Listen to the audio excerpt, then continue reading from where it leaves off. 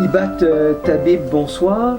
Bonsoir. Vous êtes le héros de ce film qui vous a été consacré par votre fils, Kairon. Quelles sont vos impressions maintenant que le film tourne dans les grandes salles? Plutôt le sentiment de satisfaction, avant tout pour cette raison que ce film, en réalité, c'est la continuité de travail que nous avons mené depuis un certain temps, et que ce film, avant tout, peut être un outil de débat, de réflexion sur les questions de la société pour les gens qui s'intéressent. Et donc, dans ce cadre, je suis satisfait. Également, je suis satisfait que c'est mon fils, bien évident, qui a produit ce film. Et pour nous aussi, c'est un élément d'approfondissement des liens qu'on avait déjà en famille.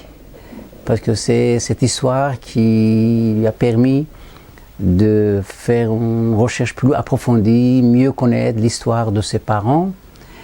Et comme lui dit, pour lui c'est un hommage à ses parents, mais pour moi c'est un hommage à tous ces acteurs et des personnages de films, mais aussi l'ensemble des personnes, disons tous ces inconnus qui travaillent depuis des années dans les banlieues, dans des villes, sur les questions de la société. Aussi, c'est un hommage pour moi à tous ces gens qui travaillent depuis un certain temps. Quelle est la réaction du public? Les réactions sont très, très positives. Est-ce que vous avez aimé?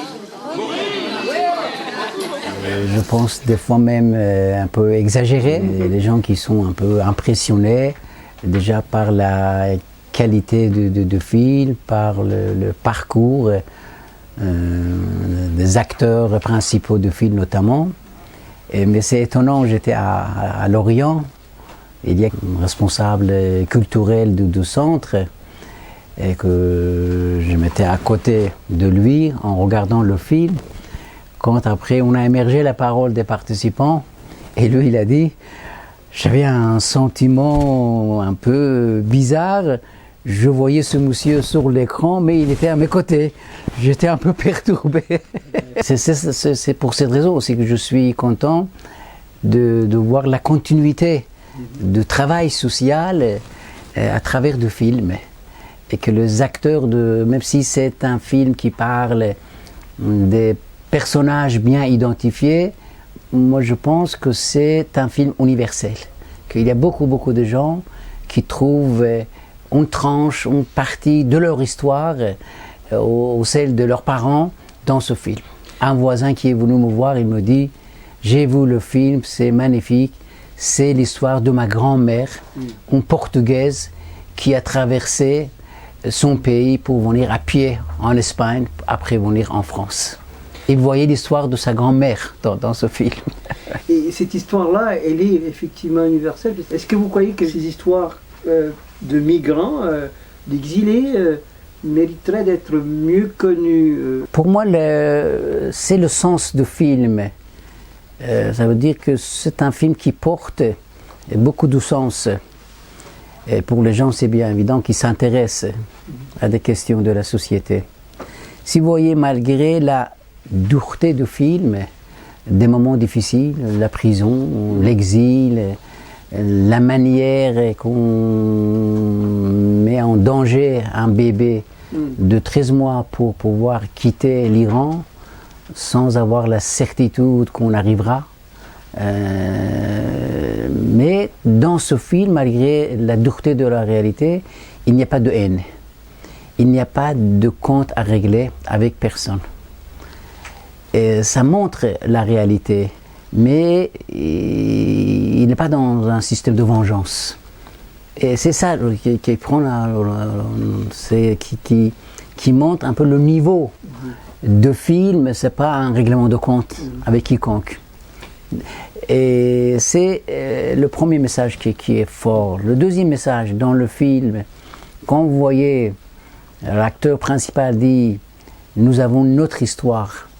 Vous avez la vôtre, mais à partir de ce moment, on va faire une page ensemble, on continue, c'est tout le concept, la vision qu'on avait et qu'on a toujours d'immigration, les relations des gens qui viennent de loin avec le pays d'accueil. Voilà, parce qu'il y a plusieurs approches, vous êtes bien placé pour savoir, il y a plusieurs approches, que cette approche, à mon avis, porte un message qui est important et intéressant. Quel est le fil narratif qui est factice, qui est fiction?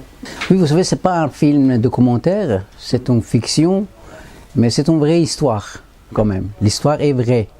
Mais après, dans notre histoire, vous n'avez pas tout l'aspect humour que vous trouvez dans ce film. Même si on rigolait, Keyron, comme réalisateur, il était informé et conscient que nous, malgré les moments difficiles, on n'était pas vraiment dans une souffrance permanente. Même nous, on rigolait. Même les gens étaient étonnés quand on parlait de prison, de tel moment. On rigolait. Il y avait des gens qui s'étonnaient. Mais comment on peut rigoler avec ça? C'est notre histoire. Il a pris l'esprit, mais il a intégré son humour dans ce film, dans la réalité. Un mélange de la réalité et de l'humour. C'était son choix réalisateur, artiste. Parce qu'il a dit, moi je ne veux pas faire souffrir les spectateurs avec cette histoire. Moi je veux que les gens sortent émus du cinéma. Que ce film passe des messages. Et voilà, c'est pourquoi Keyron, il est présent dans le film sans être présent. Parce que vous voyez Keyron, quand on quitte l'Iran, quand il va à l'école élémentaire, et après, depuis, vous ne le voyez plus. Il y a un moment que je marche avec ma femme et elle annonce qu'il a choisi le nom de Keyron comme nom artistique. Vous ne voyez pas Keyron, mais Keyron, il est présent dans tout le film avec son humour. Oui. Mais lui, en tant que personne, il est complètement absent. C'était un choix aussi qu'il a fait. Un choix qu'il a fait. Voilà, je ne vous ai pas fatigué. France, tu dois l'admettre. Toi et moi, on se connaît. Tu m'as pas vu naître, c'est vrai, mais j'ai grandi sous ton nez. Tu m'as pas vu naître, ok, mais est-ce si essentiel? Pourquoi nous troquer? T'avais besoin de nous pour voler quand t'étais sans ailes. Et maintenant que tu planes, tu nous parles d'intégration. Quand tu me demandes 10 fois par jour mes papiers, tu t'adresses à un de tes garçons. Enfant d'ici et d'ailleurs en même temps, est-ce une tare? On vient d'autre part, mais on t'aime tant. France, occupe-toi de ta progéniture. Plus tu délaisses une génération, plus la prochaine est dure. Liberté, égalité, fraternité, tu l'avais dit. Si, tu l'avais dit.